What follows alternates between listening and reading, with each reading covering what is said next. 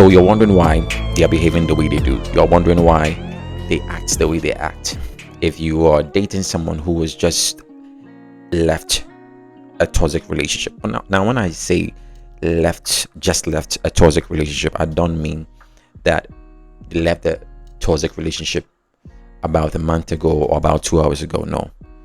If you are now starting a relationship where the partner you're with is stepping into a relationship and their previous relationship was a toxic one, where they got heartbroken or they got disappointed, this video is for you. You want to stay up until the end because I have the juices at the end. Now, most often when you're dating someone who just came out from a toxic relationship, they are still carrying some residue from their previous relationship. Now, someone would say that then if you are going to date someone who just left a relationship, why don't you wait till the person completely heals, then you start a relationship with the person? Now, it doesn't work that way. The reason why I'm saying it doesn't work that way is because you cannot really define if someone has been healed from a previous relationship if they have not started a new relationship. Facts. This sounds complicated, but it's true. It's as though you have a sore on your leg, and because you've had a sore on your leg, you haven't been able to walk for some time. Now, if you want to really know if you are healed from that sore, you would want to try walking and see if you are really healed from that pain. I hope you're getting what I'm saying. So if someone has just come out of a toxic relationship and is getting into a new relationship, you are going to really siphon if indeed the person has been healed, if they've been healed. All right, now you found yourself head over heels for this person, but the problem or the issue here is they're heartbroken or they've just come out of a toxic relationship. How are you going to navigate about this? How are you going to make sure that you look past the insecurities, you look past the triggers, you look past anything that seems like a potential to destroy what you could possibly have? Now, someone would say that then if you are going to date someone who just left a relationship, why don't you wait till the person completely heals, then you start a relationship with the person? Now, it doesn't work that way. The reason why I'm saying it doesn't work that way is because you cannot really define if someone has been healed from a previous relationship if they have not started a new relationship. Facts. This sounds complicated, but it's true. It's as though you have a sore on your leg, and because you've had a sore on your leg, you haven't been able to walk for some time. Now, if you want to really know if you are healed from that sore, you would want to try walking and see if you are really healed from that pain. I hope you're getting what I'm saying. The reason why this is still a bother to you is because you want to deal with it. You want to find a way out. Now, because I'm your guy, I'm going to show you what to do. So you want to pay attention right up until the end to get the entire juice. All right. So let's jump into it. One of the things you want to do, in fact, the first thing you should do here is acknowledge their situation. The first thing you want to do here is you want to first acknowledge their situation. Acknowledge that, yes, the person I'm now in a relationship with is broken, is hurt, has been through a tough, difficult relationship. Now, the reason why you're supposed to do that is for you to mentally accept what has happened to the person so that you are empathetic to their situation. All right. Now, what does this do? What does this mean? This means that you don't need to ignore the fact that they've been through a terrible relationship. They went through something that changed them. You have to accept it. You have to acknowledge that they've been through something that for some others, it had to even change them physically. Yeah, some people had to lose themselves and are trying to find themselves again. These are all the things you're supposed to take into consideration when you are dating someone who just came out of a toxic relationship. You don't have to ignore what happened to them. If you ignore what happened to them, you are not doing yourself lots of good here. You're not helping yourself at all. It's like you are pretending as though nothing happened. Now, heartbreaks change people. Disappointments change people, especially when it comes to relationship. It will change you. That is why you're supposed to take the time to recover, so that the change becomes a positive one you have learned from to become a better person. All right, but heartbreaks, disappointment are surely going to change an individual, no matter who you are. So if you're dating someone who just stepped out of a relationship, a toxic relationship, you have to acknowledge that this person is coming out of a toxic relationship. How am I going to deal with it? Now, with this particular point, now you have acknowledged that they are in a toxic relationship, or they have just come out from a toxic relationship. What are you going to do? You're going to ask them. Yes, you're going to ask them. You're going to ask them about their past relationship. Now, many people will feel uncomfortable about what I'm saying right now, because many people don't even want to ask questions or talk about past relationships, especially if it was a disappointing one. But if you are sorry about that, but if you are entering into a new relationship, all right, with someone who has just left a toxic relationship, you want to ask them about their toxic relationship. Now, you don't want to push it, you don't want to force them to let it out, but you want to ask them. And most often when they open up, or when they're trying to open up, you don't want to judge them, you don't want to compare them, or you don't want to sort of look at them through their past relationship. That isn't going to help the situation at all. What you want to do is you would want to very well acknowledge the fact that they are stepping out of a relationship, or they just stepped out of a relationship, a bad one. Then you want to ask them about how that relationship went about. Now, you're not asking from a place of curiosity, you are asking from a place of empathy, because you want to understand the situation. You are not asking them because you just want to hear stuff. No, that isn't going to help your situation. You are going to ask them because you want to empathize with them. You want to understand their situation. You want to understand their sentiments, how the relationship impacted them. What did it change? What did it add? What did it take away from them? You want to ask them to find out all these things. The second thing you want to do here is you want to show up consistently, you want to show up calmly, and you want to show up quietly. Now, you are now dealing with someone who just came out of a toxic relationship. You want to be consistent in your dealings, in your approach towards the person. When I say being consistent, this is what I'm talking about. It means that whatever you say you would do, you do it. You turn up. When it comes to replying or texting them or calling them back, you want to be consistent with that.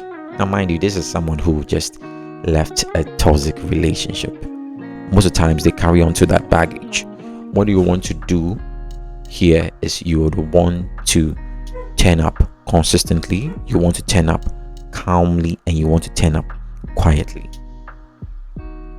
You want to reply to their text messages. You don't want to play games with them. You don't play mind games with them. You want to call them. You want to reassure them consistently.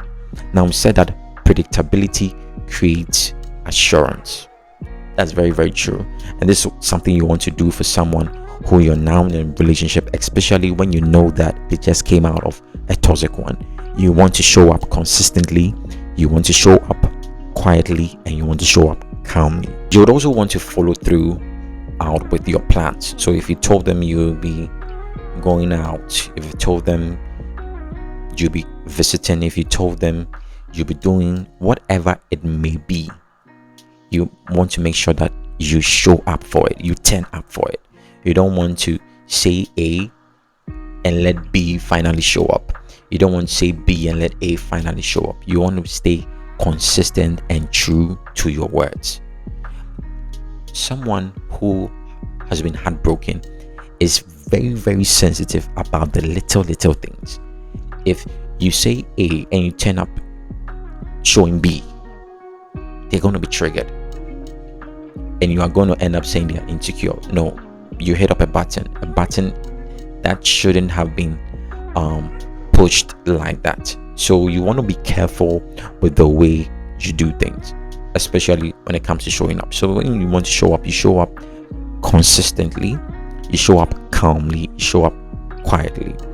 You want to reassure them that you are their safe place. You are the one they can trust. You are the one they can lean onto. Now, the third thing you want to do is you want to reassure them. Now, this is a big deal. This has to be intentional. Now, this reassurance has to be very intentional. If you know, most often people who have been heartbroken barely get vulnerable. They don't open up because they feel like relationships are even traps or snares. Facts. What you want to do is that you want to create reassurance. You want to reassure them that it's going to be different with you, especially when you also care about them, especially when you also have good intentions for them. You want to create reassurances for them, and the reassurances come consistently with your words and your actions. You want to most of the times use affirmations. You want to go like, I'm not going to do that to you. I'm not going to do you bad. You mean a lot to me. I can't treat you like that. You want to use such words when you're communicating to such people, because this, you might think of this is too much, but I'm telling you, to someone who has been heartbroken, this does a great deal of good to them, especially to their peace of mind.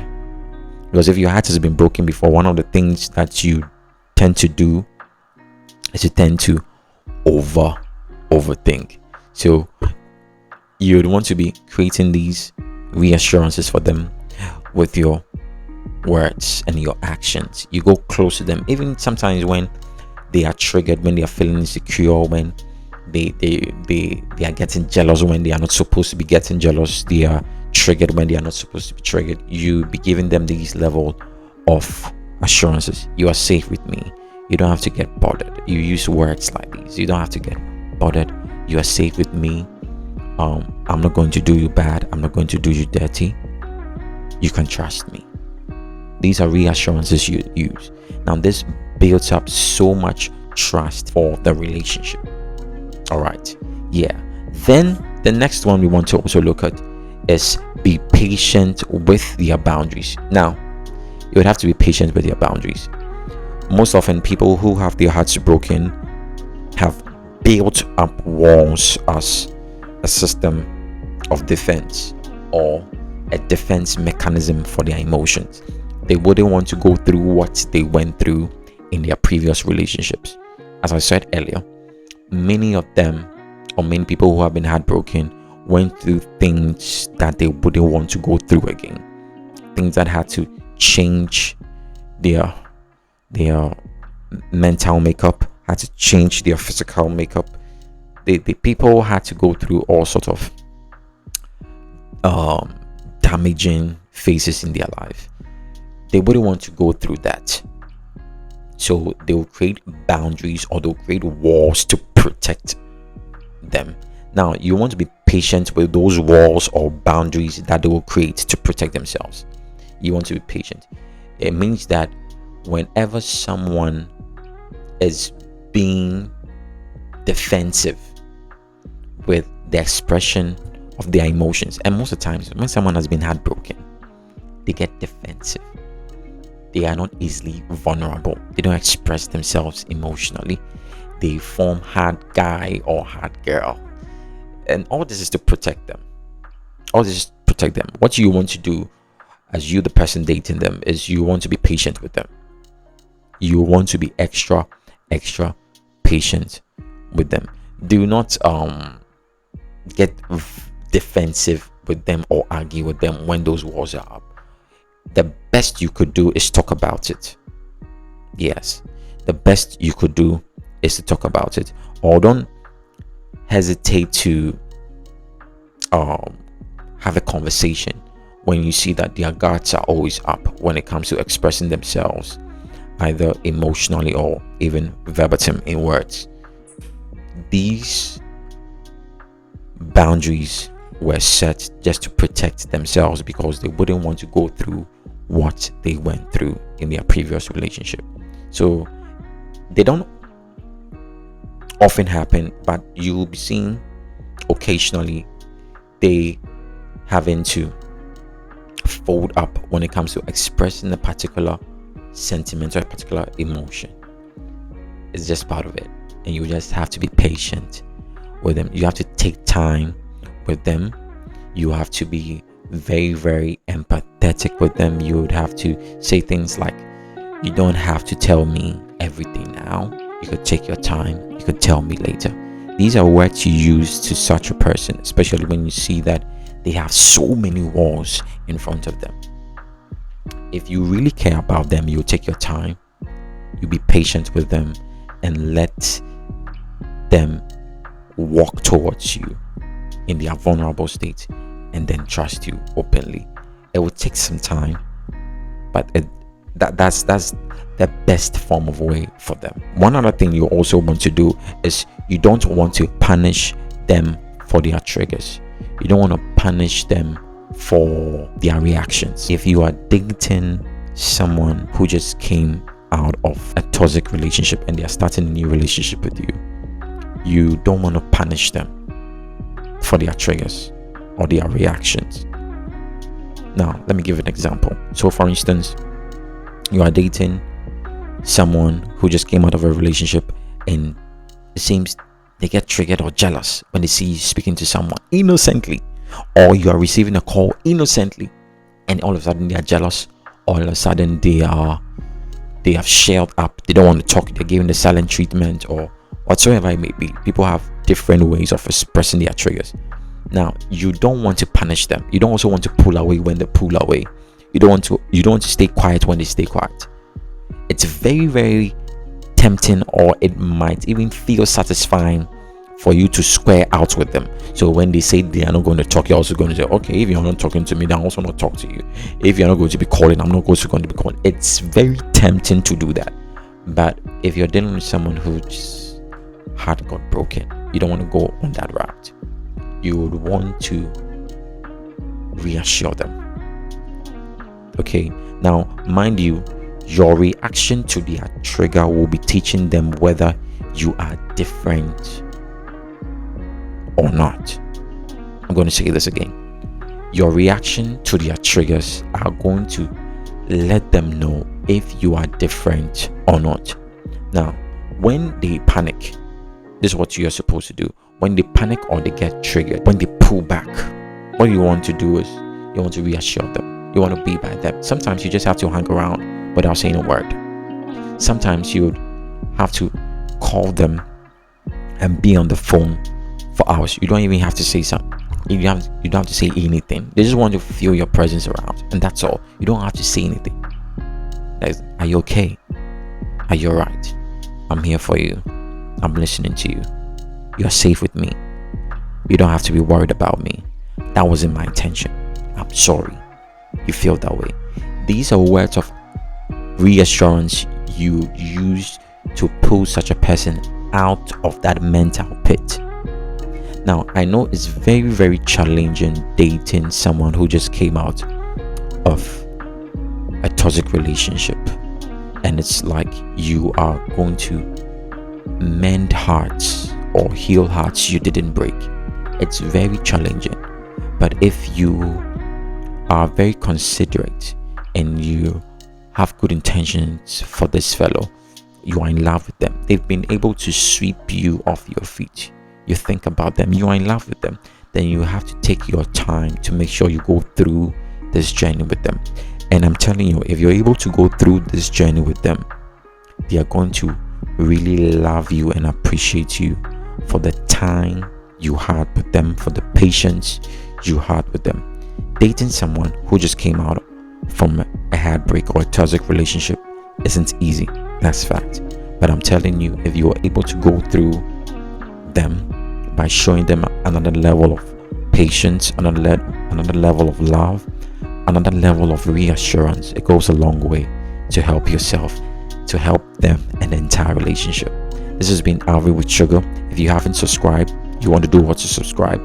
If you also have anything to add to what has been shared over here, I want to see you sharing it in the comment section. If I didn't say something you think is part of the healing process for someone who has just left a toxic relationship, you also want to drop it in the comment section. And hey, this has been Avi with Sugar, and I'm out. Stay blessed.